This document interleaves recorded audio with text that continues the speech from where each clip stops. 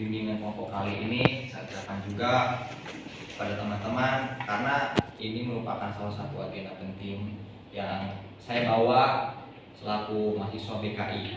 Nah, sebelumnya saya ingin bertanya dulu kepada teman-teman, kalian semua sebenarnya tahu tidak apa itu bimbingan kelompok?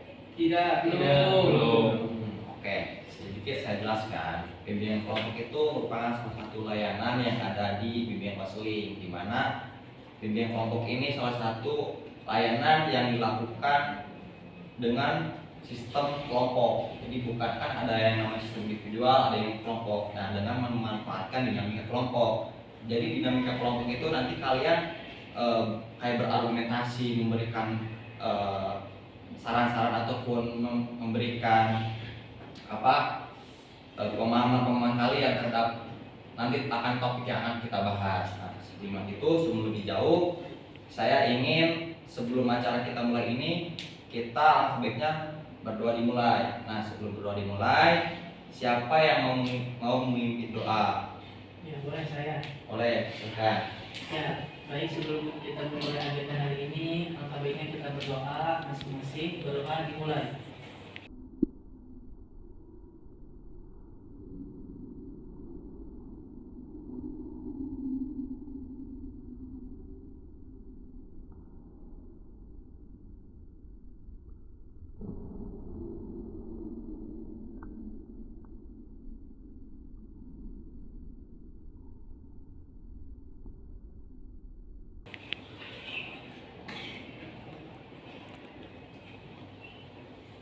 Berdoa selesai.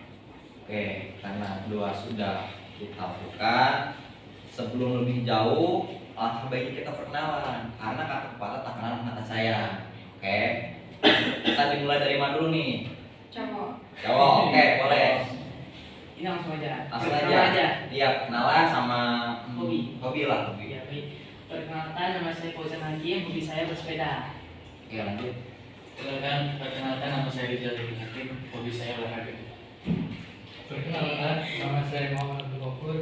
Sekarang saya sedang hobi mancing. Kalau mau join, Boleh. Ini mimpi. Perkenalkan, nama saya Bukan Nugraha, hobi saya bermain bola. Oke. Perkenalkan, nama saya Bagus Muhammad Maulana Abdulilham, hobi saya menonton musik. Perkenalkan, nama saya Sama Maria, hobi saya masak. Perkenalkan, nama saya Nisa Ragani, hobi saya voli, catur, dan satu lagi ekonomi. Boleh. Oke, karena teman-teman semua sudah perkenalkan diri, sekarang bagian saya yang memperkenalkan diri. Jadi perkenalkan, nama saya Muhammad Wildan Satyana, saya mahasiswa BKI semester 4 dari UIN SMH Banten. Nah, di sini saya sebagai pimpinan kelompok dan di sini saya akan membantu acara ataupun bimbingan kelompok kali ini. Oke, sebelumnya saya akan memberikan dua pilihan kepada teman-teman semua terkait topik. Jadi ada topik bebas dan topik tugas, di mana topik bebas itu topik yang diberikan oleh kalian semua, apapun itu. Dan topik tugas itu topik yang nanti akan saya bawakan. Gitu. Jadi teman-teman semua bakal memilih topik tugas apa topik bebas. Saya menyarankan topik tugas. Topik tugas. itu guys. Oke. Jadi please ya, kita pakai topik tugas. Nah, sebelumnya saya lupa nih satu. Saya ucapkan terima kasih kepada teman-teman semua karena sudah memilih saya sebagai pemimpin kelompok. Oke. Nah, sebelum tinjak lanjut, saya ingin menanyakan dulu kesiapan daripada teman-teman semua nih untuk membahas topik yang nanti akan saya bawakan. Yaitu di sini saya akan membahas soal pelecehan seksual. Karena sekarang itu pelecehan seksual sangat marak, terutama di kampus-kampus ataupun di dunia luar. Oke, kita akan membahas topik pelecehan seksual ya. Gimana teman-teman, sudah siap kah untuk membahas topik terkait pelecehan seksual? Siap. Siap. Nah, oke, di sini kalau misalkan teman-teman semua sudah siap, siapa yang mau atau gimana ya? Apa yang kalian ketahui tentang pelecehan seksual atau kalian pernah mengalaminya ataupun kalian pernah melihat gitu. Karena itu menurut saya tidak bisa dipungkiri, itu sangat hampir menjadi kebiasaan buruk gitu di Indonesia, apalagi di kampus gitu.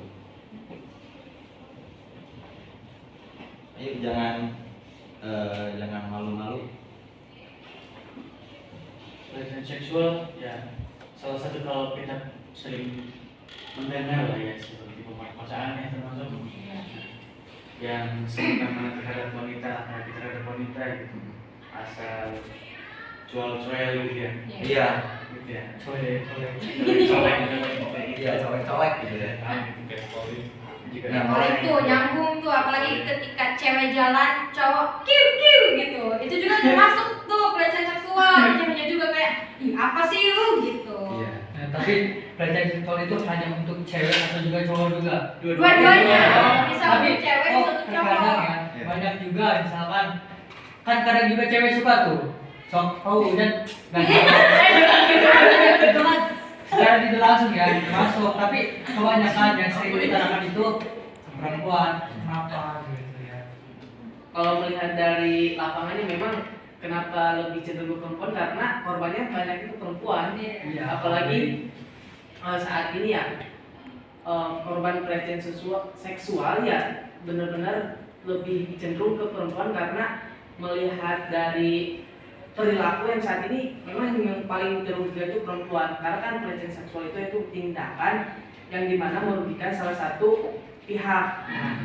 Yang banyak dirugikan pihak itu, yang salah satu pihaknya itu perempuan. Karena kenapa cenderungnya ke perempuan, walaupun di sisi lain laki-laki juga bisa kena pelecehan seksual. Kayak misalkan tadi ya kayak kiu-kiu juga, laki-laki yang lagi sendirian sama banyak perempuan, kan itu jadi apa tertekan gitu kayak iya sama juga lah, laki-laki juga yang perempuan juga gitu. Itu maksudnya. Gimana nih menurut perempuan sendiri nih yang kebanyakan menjadi korban daripada pelecehan seksual itu?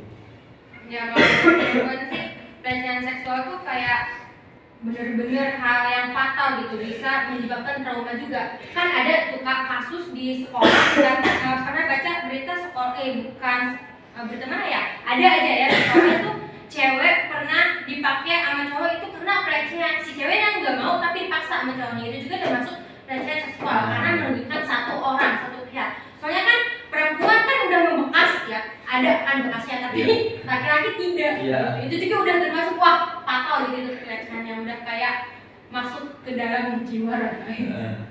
Gimana nih laki-laki nih yang melakukan tuh, kalian kan laki-laki nih.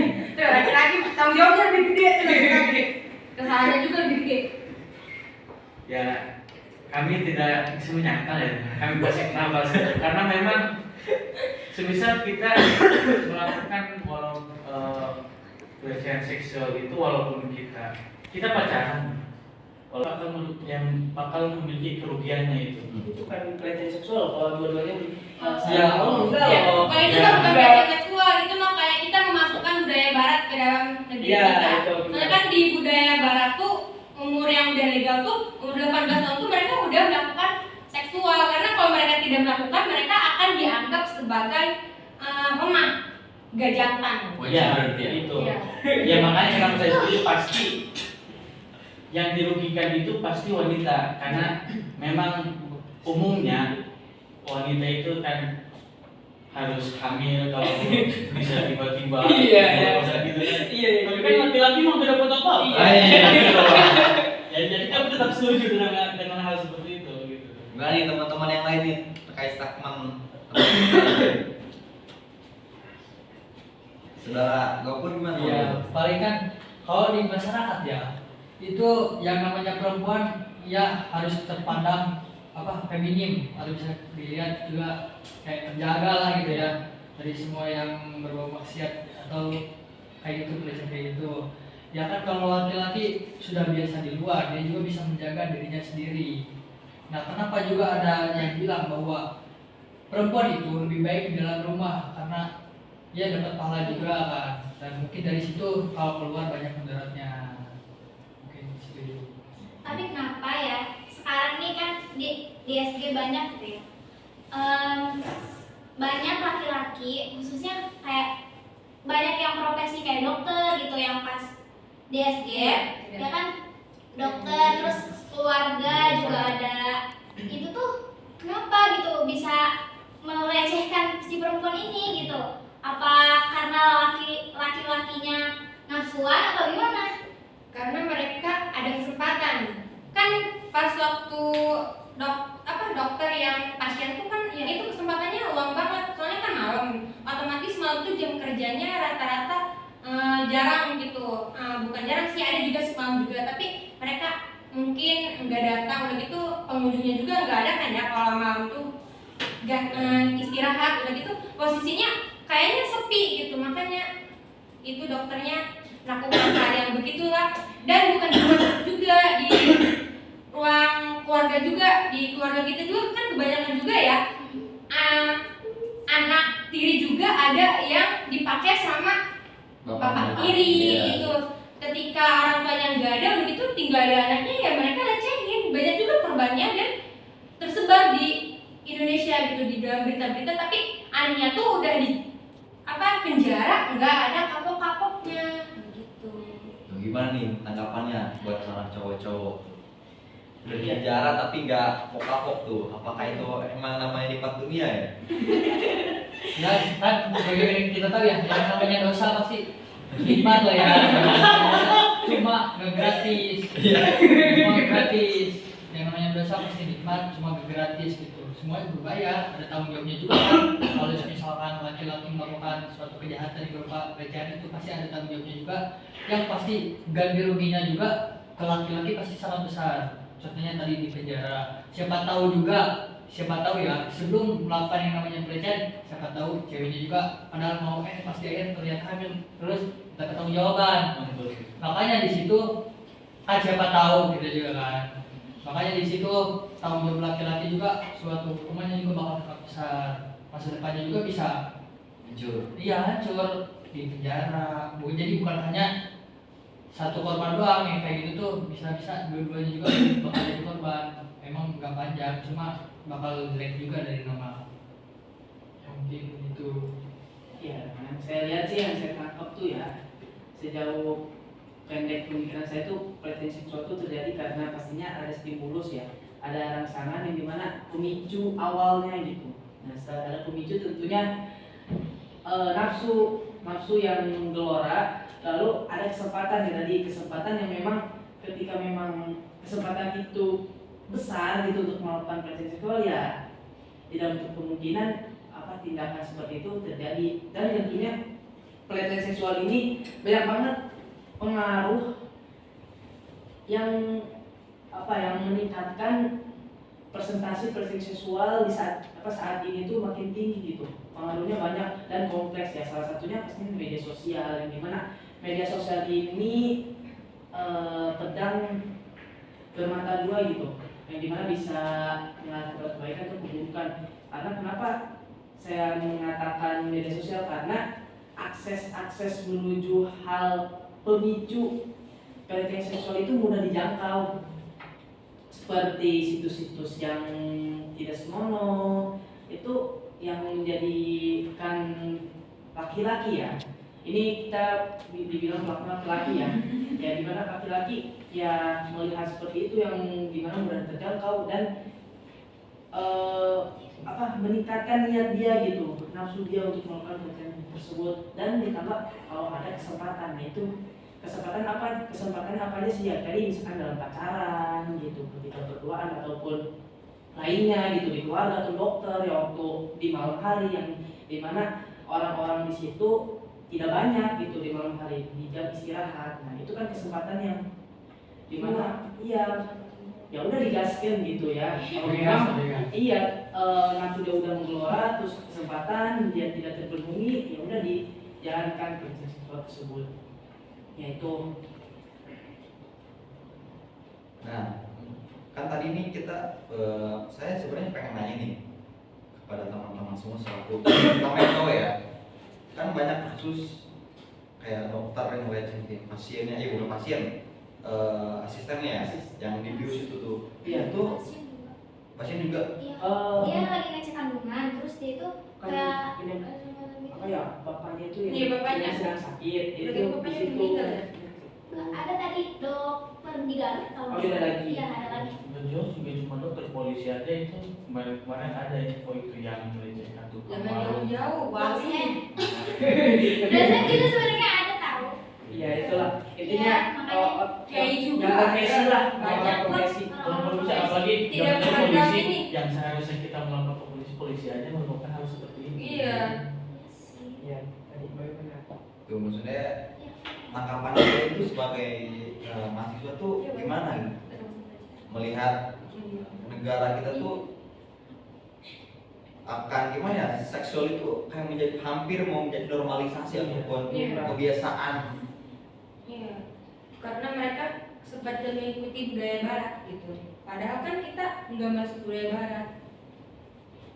Tapi kan nih, benar tadi kata teman-teman yang ada di sini, mereka itu tidak akan terpacu, tidak akan nafsunya mengeluarkan apabila tidak ada yang ibaratnya menarik lah dari sesuatu perempuan. Nah, perempuan sendiri itu maksudnya emang sengaja gitu kan, ibaratnya mengubah auratnya, tetapi ketika dilakukan pelecehan seksual atau dilakukan catcalling, mereka marah-marah, nggak terima. Gimana ya? Ya itu mah kembali lagi ke diri perempuan, tidak semuanya perempuan kayak gitu. Tapi emang ada aja karena mereka apalagi perempuan yang sering apa tuh goyang-goyang gitu ya kan. Iya. Mereka tuh kayak melihat tren gitu di TikTokan kayak gimana, udah gitu bajunya kayak gimana kan mereka kayak apa sih gitu. Kita tuh kan harusnya menutup aurat kan ya. Tapi mereka gara-gara ikut tren ini mereka sampai baju mereka tuh kayak yang setengah bahan gitu. Otomatis kayak itu juga apalagi diposting dia sama cowok gitu. Kayak memamerkan body mereka mungkin ingin dilihat tapi ada juga enggak, tapi tidak semuanya wanita kayak gitu, tapi rata-rata wanita kayak gitu kan. Ada yang bilang katanya wanita itu apa ya, racun dunia atau apa sih? Iya, iya. Iya. Kan Emang iya tak? ada. Oh. Ada dunia. Tapi bener. Iya. Kan tidak semuanya wanita tapi rata-rata begitu. Dari tanggapan tuh bagus gimana? Kayak tadi diem-diem tapi kayak paham banget sama pelecehan seksual. Kayaknya udah hatam lah. Langsung ya. Enggak. Tanggapan saya maka pelecehan itu bahaya banget, bisa sampai ngaruh ke mental juga, bisa trauma gitu. Itu pokoknya. Parah banget ya. Iya. Dampaknya parah. Ya, jadi kan yang namanya kebudayaan itu kan udah masuk terutama di media sosial ya. Jadi kita media sosial juga gampang gitu kebudayaan, dan sekarang juga kan perubahan yang namanya ya perubahan sosial, gaya hidup, style. Jadi yang namanya perempuan pasti gitu. Iya. Jadi pokoknya kan wanita kan mungkin lihat dari gaya luar negeri mungkin bagus, wah ini banyak dicoba, tapi nggak mikir gitu kebudayaan yang berbeda yang ada di Indonesia, bahwasanya kita nggak biasa gitu ya, terlalu lihat orang yang terlalu terbuka gitu ya, rasanya yang sama aja kayak misalkan dan kebudayaan yang di luar negeri kayak yang marah-marah kayak restoran marah-marah. Oh iya di ini Skandinavia. Iya. Ya, itu. Yang di Kan konsep yang di luar negeri kan di situ mah udah biasa gitu, Iya. yang namanya marah-marah kayak gitu udah biasa. Beda yang namanya apalagi di Jawa gitu kan, ada bukan maksud kayak gitu ya, Iya. makanya ya wataknya keras-keras gitu. Indonesia mah nggak bisa diejek dikit bahasanya, ya mungkin kayak gitu. Jadi nggak harus ya, kita pokoknya harus menyaring yang namanya kebudayaan dari luar negeri, jadi nggak bisa langsung diambil aja. Tapi itu persoalannya kan terkait pelecehan seksual udah hampir marak lah di Indonesia. Iya. Hampir terjadi di mana-mana. Iya. Gimana tuh caranya untuk kita mencegah ataupun meminimalisir itu? Nah itu solusinya apa? Ya, Ya. mungkin memberikan kayak bimbingan, kayak Ya. kayak lebih bimbingan, kayak advokasi gitu, kita Ya. memberikan pendidikan kepada ya contohnya kayak kita begini, memberikan suatu pendidikan kepada orang-orang yang tidak tahu bahwa pelecehan itu kayak gimana, atau apa aja yang harus kita lakukan, apa aja yang harus kita jaga, gimana penanggulangannya. Ya mungkin seperti itu salah satunya. Ya, terus yang saya pahami ya kalau untuk sependek pengetahuan saya untuk meminimalisir ya dimulai dari lingkungan keluarga terlebih dahulu, di mana orang tua harus aware, harus keep dalam menjaga anak-anaknya. Lalu tentunya ke fase remaja kita harus bisa menjaga ya remaja saat ini. Kita kan fase transisi ya, kalau kita ini dewasa. Kalau remaja itu SMP ke SMA, itu fase dimana mereka mudah menerima apapun dari luar, mudah menerima budaya ataupun hal apapun lah, seperti di media sosial, budaya pacaran gitu.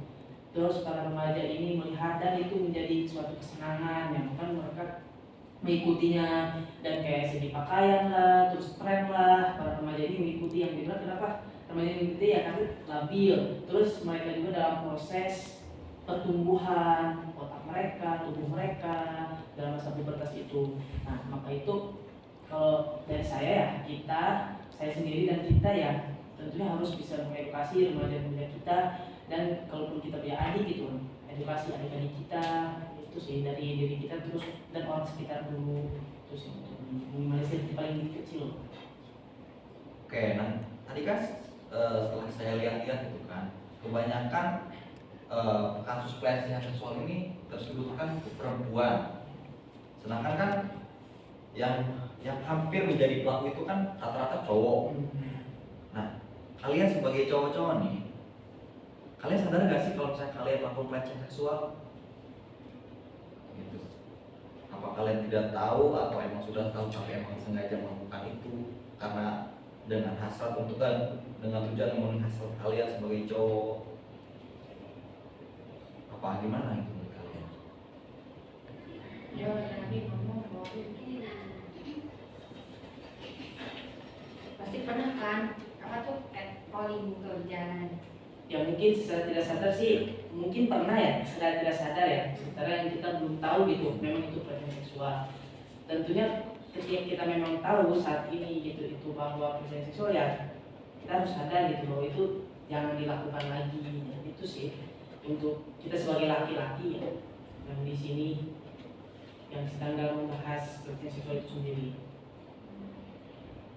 Tapi untuk laki-laki pasti mayoritasnya mereka tahu itu salah. Iya. Iya, tahu itu salah tapi tetap dilakukan. Ini kan tentunya hasar itu tahu lah susah untuk ditahannya. Ya, untuk kalau masalah ketidaktahuan larangan untuk tidak melakukan pelecehan seksual, menurut saya sulit enggak lah. Mayoritas laki-laki tahu, pasti tahu. Semuanya tahu Pasti pasti. semuanya tahu. Ya begitulah. Dan kecuali bayi pasti tahu. Bayi. Jangan Orang yang bayi. tidak akan masih tahu. Orang dulu yang mungkin pasti dia tahu mana yang harus tidak dilakukan, tapi dia masih tetap melakukan. Kalau misalnya jarang orang yang nggak sengaja gitu. Orang nggak ada gitu. Ya, mungkin dari kesempatan yang memang ada gitu Itulah, ya, kesempatan gitu ya. Gitu. Ya, jadi kalau kita tahu ada kesempatan lah, coba nih. Kalau gagal ya bilang aja kan tahu gitu. Jangan Ah, berarti tahu karya Enggak, orang maksudnya kan kalau dari ini ya rata-rata gitu, kalau cuma mayoritas biasanya kita tahu sebenarnya ini salah, cuma lebih ke banyak dorongan gitu, dorongan dalam diri yang namanya kan kalau dari lihat dari perempuan itu yang namanya dari maaf ya bukannya sono gitu, Ya. dari patas sama payudara itu kalau dari bahasanya kan ada setan gitu, jadi kita juga ini bukan masuk kan ke sono. Iya, iya.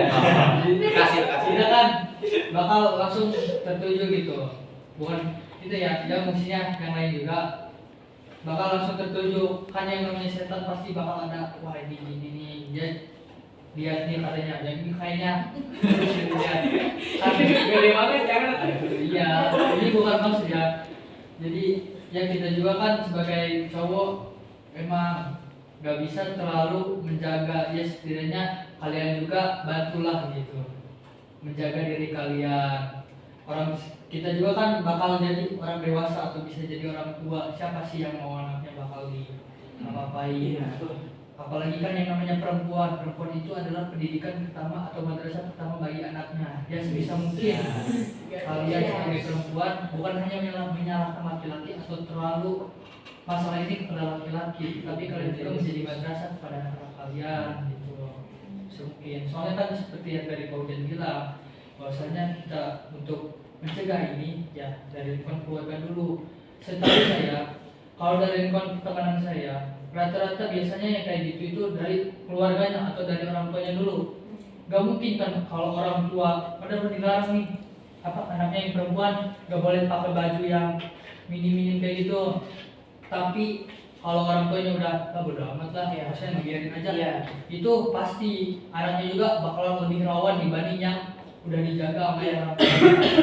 Ya mungkin kayak gitu. Secara tidak langsung kan penting peranan orang tua mungkin gitu. Tetapi kadang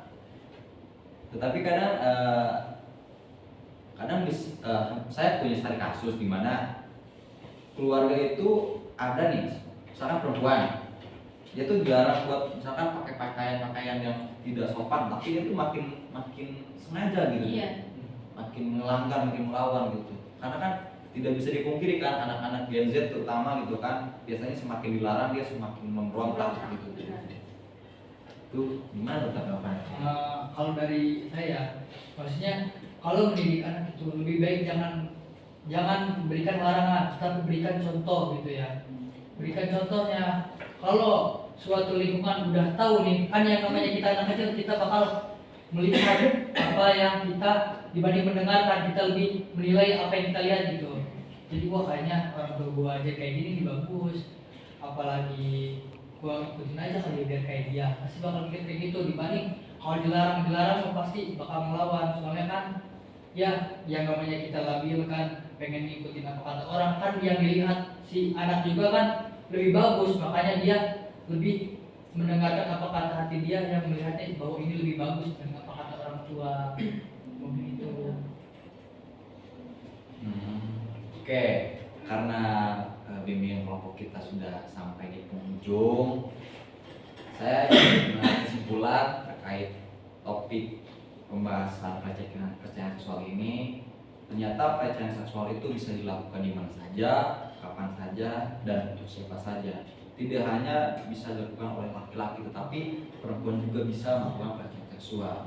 Bagaimana cara untuk menguranginya? Itu benar tadi kata Pojen sendiri, kita harus belajar dari yang pertama itu dari keluarga kita, karena bagaimanapun juga keluarga adalah tempat belajar pertama kita gitu. Terus yang kedua mungkin kita harus tahu yang namanya pelecehan seksual, dimana kan kita bisa mengaksesnya itu dengan mudah di internet, kita cari tahu dampak pelecehan seksual itu apa, terus sanksi-sanksi ketika kita melakukan pelecehan seksual itu apa. Nah terus di sini saya ingin sedikit memberikan apresiasi kepada teman-teman semua karena sudah mau berperan aktif dalam memberikan statement-statement terhadap topik pelecehan seksual ini. Terus untuk di sini juga ada yang namanya evaluasi selama proses bimbingan kelompok ini berlangsung. Tadi saya menilai ada beberapa teman-teman yang belum bisa aktif, mungkin masih beradaptasi ya, saya maklumi dan saya wajarkan. Tapi harapan saya nanti ke depannya teman-teman bisa lebih aktif dan bisa lebih berani, karena keberanian itu bukan datang dari Tuhan, tapi datang dari kita, datang dari diri kita sendiri. Oke, selanjutnya mungkin nanti kita akan melanjutkan sesi bimbingan kelompok. Bisa dilakukan kapan, kita kontrak dulu gitu. Iya. Ada yang usul mau hari apa ataupun tanggal berapa gitu. Bisa kalian ini.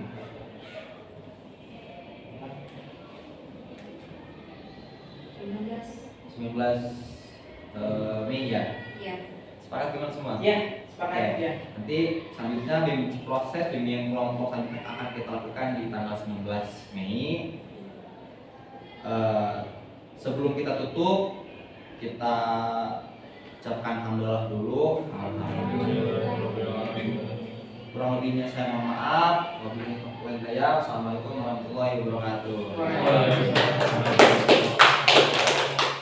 Jadi tanggal 19